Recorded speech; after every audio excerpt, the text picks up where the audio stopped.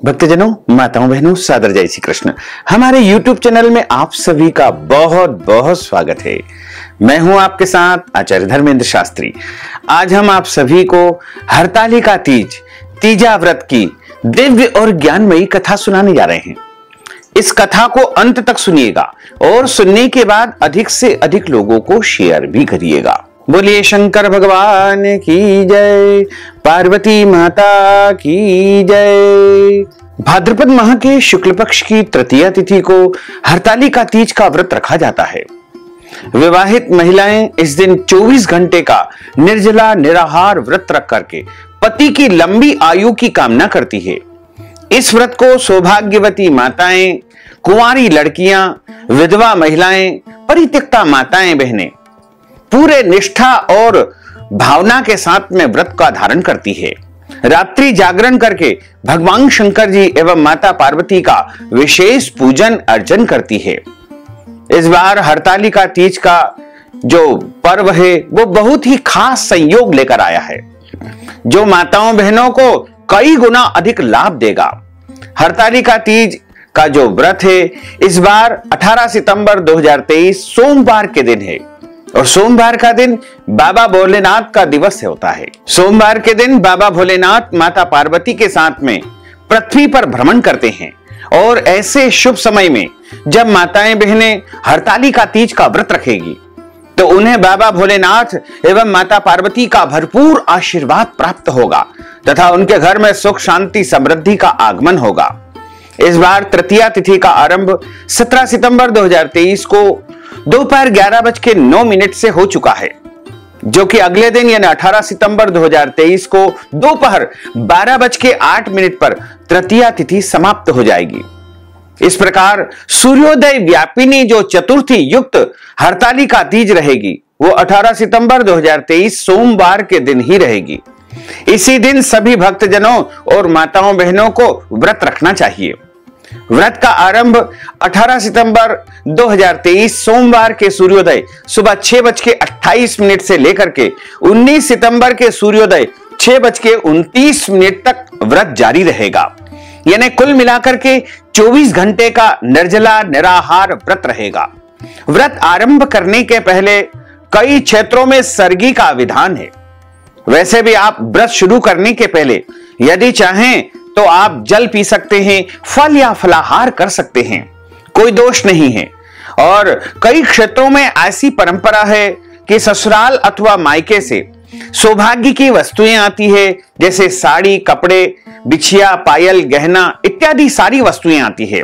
और खाने पीने के लिए फल या फलाहारी वस्तु आती है, ड्राई फ्रूट्स आते हैं। उनका सेवन सर्गी के रूप में करके जैसे ही सूर्योदय होगा उस समय व्रत का संकल्प सबसे पहले लिया जाएगा। संकल्प लेकर ही व्रत का आरंभ करना चाहिए। हरतालिका तीज का जो पूजा का मुहूर्त रहेगा वो 18 सितंबर 2023 को सुबह 6 बजे से लेकर 7:30 बजे तक का मुहूर्त रहेगा। इस मुहूर्त में आप प्रातःकालीन संकल्प करके पूजन अर्चन प्रारंभ कर सकते हैं। हरतालिका तीज के दिन सूर्योदय के पहले उठ करके स्नान करना है और स्नान के बाद पवित्र वस्त्र धारण करना चाहिए। जो सौभाग्यवती माताएं बहनें हैं या जो भी महिलाएं इस व्रत को धारण करती है उनको इस दिन काले कपड़े बिल्कुल नहीं पहनना चाहिए और इस दिन सभी प्रकार के श्रृंगार अवश्य धारण करें। यदि सौभाग्यवती माताएं बहनें हैं, विवाहित महिलाएं हैं तो उनको 16 प्रकार के श्रृंगार धारण करके ही इस व्रत को धारण करना चाहिए। माने उनको सबसे पहले जो है अच्छे वस्त्र पहनना चाहिए, लाल रंग के, पीले रंग के, गुलाबी रंग के वस्त्र धारण करना चाहिए। और जो कुंवारी कन्याएं हैं वो भी अच्छी प्रकार से श्रृंगार करते हुए इस व्रत को आरंभ करें। और जो परित्यक्ता या विधवा महिलाएं हैं वो अपने परंपरा के अनुसार श्रृंगार को धारण करें। और जो माताएं बहनें इस व्रत को करती है उनको अपने पतिदेव से इस दिन झगड़ा बिल्कुल नहीं करना चाहिए, व्यवहार में सौम्यता रखना चाहिए, क्रोध नहीं करना चाहिए, लड़ाई झगड़ा वाद विवाद बिल्कुल नहीं करना चाहिए। अधिक मेहनत वाला काम भी उनको इस दिन नहीं करना चाहिए। रसोई घर के काम भी इस दिन अधिक नहीं करना चाहिए, क्योंकि अधिक काम करेंगे तो अधिक भूख या प्यास लगेगी और व्रत उनका जो है खंडित हो सकता है। इसलिए व्रत के नियमों का पालन करते हुए पूरी सौम्यता के साथ उनको व्रत धारण करना चाहिए।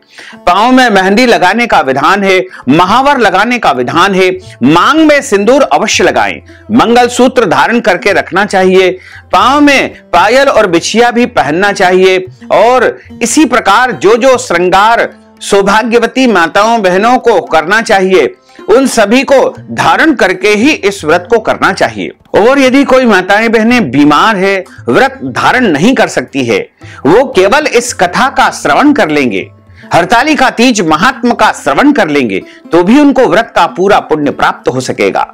और वो चाहें तो अपनी पूजन या व्रत अपने पतिदेव के माध्यम से भी संपन्न करवा सकते हैं या फिर किसी और महिला के माध्यम से, अपनी बेटी बहन के माध्यम से भी व्रत और पूजन कार्य संपन्न करवा सकते हैं। इस तरह वो व्रत का पालन कर लेंगे और आपका शरीर साथ दे उसी प्रकार आपको व्रत धारण करना चाहिए। यदि आपके शरीर में स्वस्थता है, आप पूरी तरह स्वस्थ है, तो आपको सभी नियमों का पालन करते हुए व्रत धारण करना चाहिए। और यदि आप कठोर व्रत कर सकते हैं, उसी प्रकार आप संकल्प ले और उसी प्रकार आपको व्रत करना चाहिए, क्योंकि यह व्रत सबसे बड़ा व्रत माना जाता है तथा इसको निर्जला निराहार ही किया जाता है।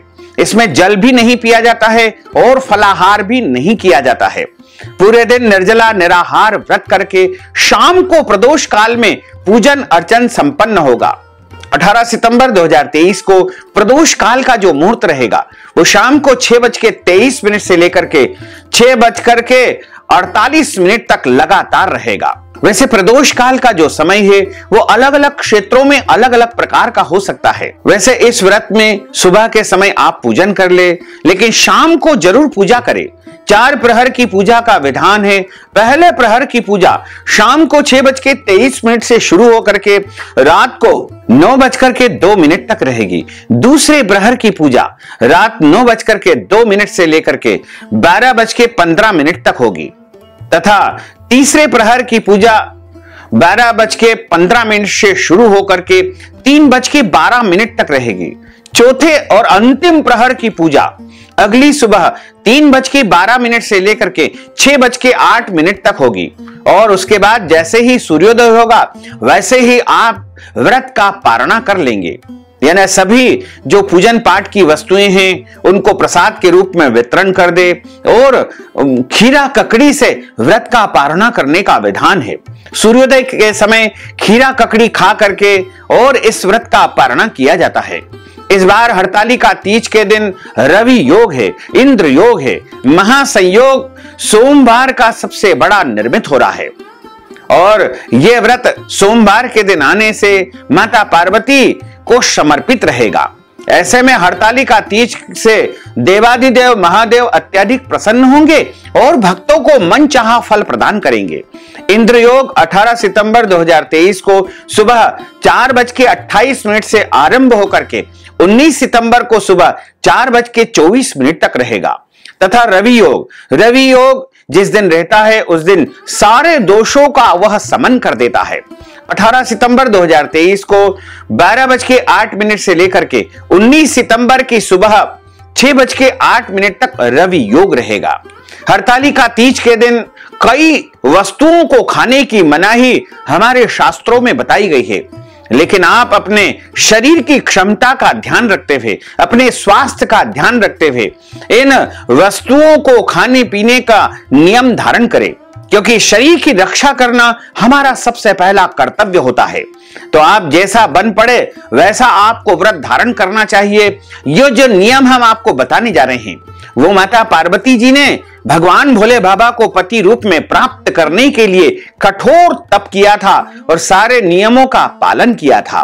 हरतालिका तीज व्रत कथा में बताया गया है कि अन्न खाने वाली शुक्री बनती है, दूध पीने वाली इस दिन जो है अगले जन्म में सर्प की यानी नागिन की योनि प्राप्त करती है, फलों का सेवन करने वाली अगले जीवन में वानर का रूप धारण करती है, मिठाई का सेवन करने वाली या शक्कर खाने वाली अगले जन्म में चींटी बनती है। जल का सेवन करने वाली, जल पीने वाली मछली का जो है जीवन अगले जन्म में प्राप्त करती है। मांस खाने वाली बाघिन बनती है, शरबत पीने वाली जोग बनती है, दूध पीने वाली नागिन बनती है, दही खाने वाली बिल्ली बनती है और सोने वाली अजगर बनती है, सब चीजों को खाने वाली मुर्गी बनती है।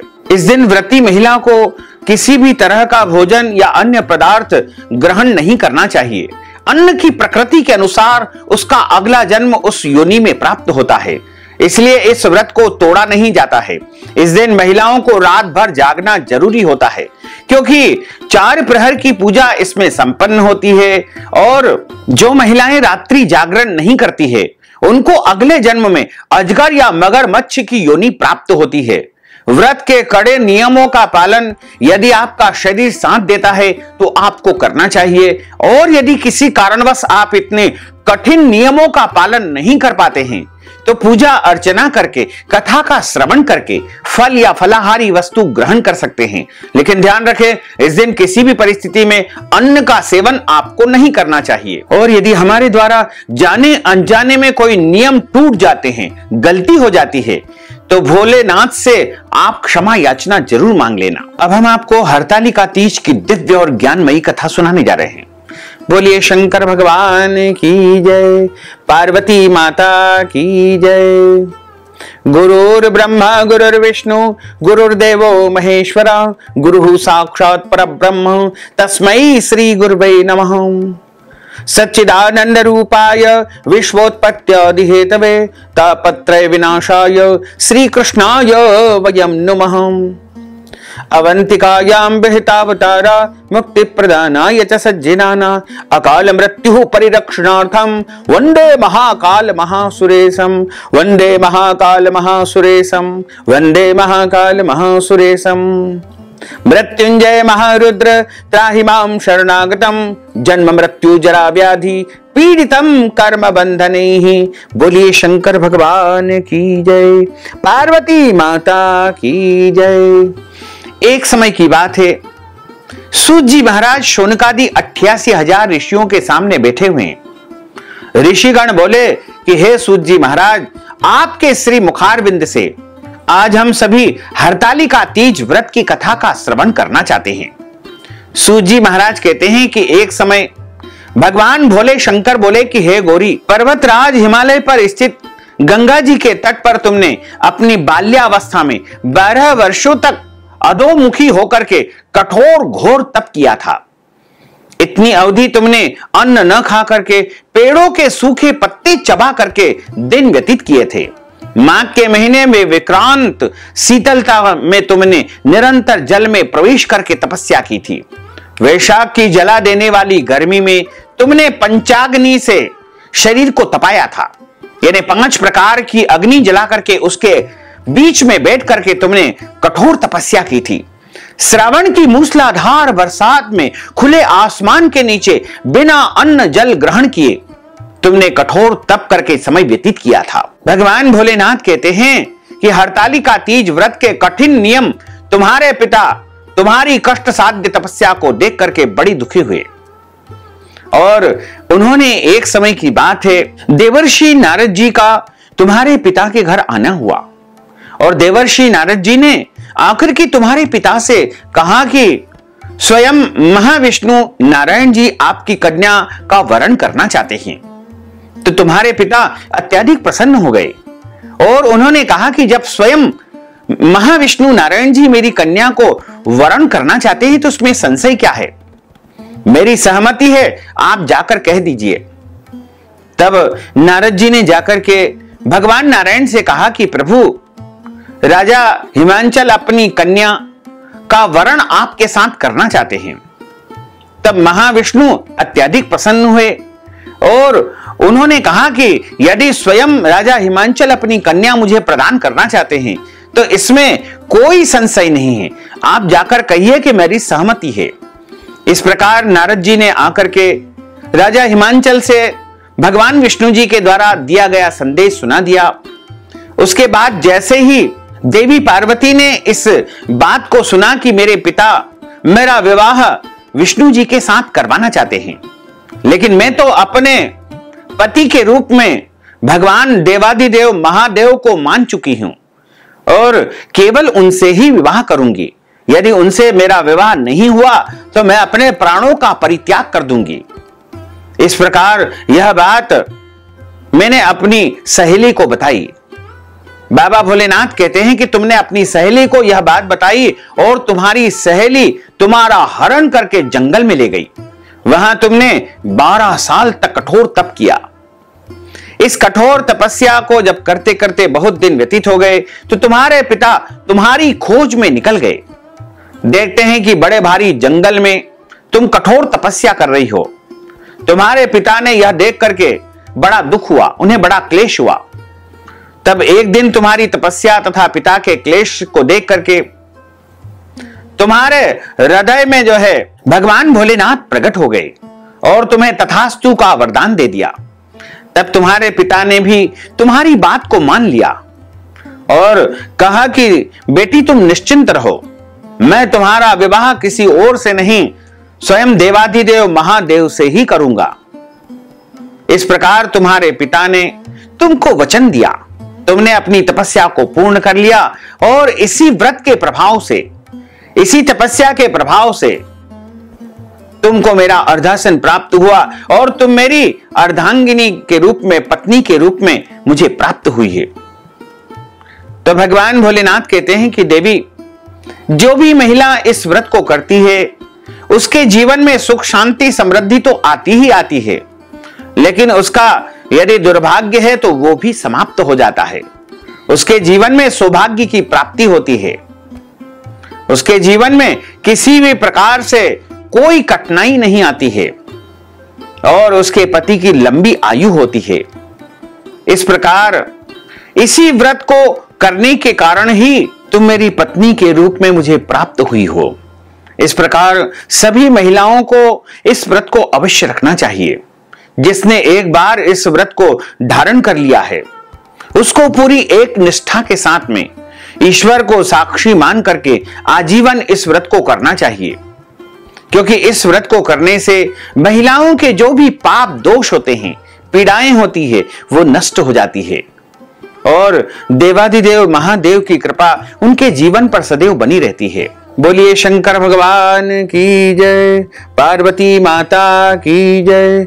अच्युतम केशवम राम नारायणम कृष्ण दामोदरम वासुदेवम हरे, श्रीधरम माधवम गोपिका वल्लभम, श्री जानकी नायकम श्री रामचंद्रम भजे, जानकी मनोहरम सर्वलोक नायकम, श्री शंकरादि सेवितम पुण्य नाम कीर्तनम, श्री राम राम राम राम राम नाम तायकम, रामा कृष्णा वासुदेवा भक्ति मुक्तिदायकम, रामा कृष्णा वासुदेवा भक्ति मुक्तिदायकम, रामा कृष्णा वासुदेवा भक्ति मुक्तिदायकम। बोलिए शंकर भगवान की जय, पार्वती माता की जय, गोपाल कृष्ण भगवान की जय। धर्म की जय हो, अधर्म का नाश हो, प्राणियों में सद्भावना हो, विश्व का कल्याण हो, सनातन धर्म की जय हो, गौ माता की जय हो, नगर बस्ती की जय हो, आज के आनंद की जय हो, कल के आनंद की जय हो, परसों के आनंद की जय हो, बरसों बरसों के आनंद की जय हो।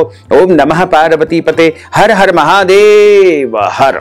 भक्तजनों, माताओं बहनों, यदि आप हरतालिका तीज के निमित्त कोई भी दान दक्षिणा देना चाहते हैं, कथा की दक्षिणा करवाना चाहते हैं, ब्राह्मण भोजन करवाना चाहते हैं या कोई भी दान पुण्य हरतालिका तीज के निमित्त करना चाहते हैं, तो आप अपना नाम और गोत्र हमें व्हाट्सएप के माध्यम से भेज करके इस हेतु नगद राशि हमारे गूगल पे, फोन पे या पेटीएम नंबर के माध्यम से भेज करके हरतालिका तीज का संपूर्ण पुण्य लाभ प्राप्त कर सकते हैं। साथ ही आप सभी से अनुरोध है कि इस ज्ञानवर्धक वीडियो को अधिक से अधिक लोगों को शेयर करिएगा, लाइक करिएगा, कमेंट करिएगा और यदि अभी तक आपने सब्सक्राइब नहीं किया है तो अभी और इसी समय सब्सक्राइब कर लीजिए, ताकि इसी प्रकार की ज्ञानवर्धक वीडियो आपको सबसे पहले प्राप्त हो सके। आपको और आपके पूरे परिवार को सादर जय श्री कृष्ण, सादर धन्यवाद।